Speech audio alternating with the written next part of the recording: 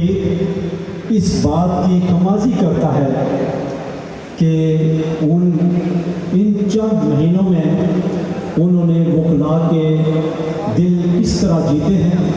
और आज ये वकला यहाँ पे जमा इसलिए हुए हैं कि आपको इस बात पर खराज तहसीन पेश कर सकें और ये बता सकें कि आप हमारे हाई कोर्ट के चीफ जस्टिस हैं।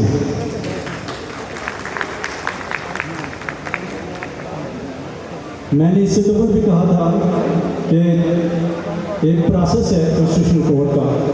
कॉन्स्टिट्यूशनल कोर्ट ने, जुडिशल कमीशन ने जिसके भी आपने फैसला किया उसको हम खुले दिल से अपना चीफ जस्टिस मानेंगे। और अल्हम्दुलिल्लाह ये तमाम प्रोसेस, कानूनी प्रोसेस एक ऐसे तरीके से सरअंजाम पाया और आज हम इस खुशी के मौके पर सरदार साहब को यहाँ वेलकम करने के लिए तशरीफ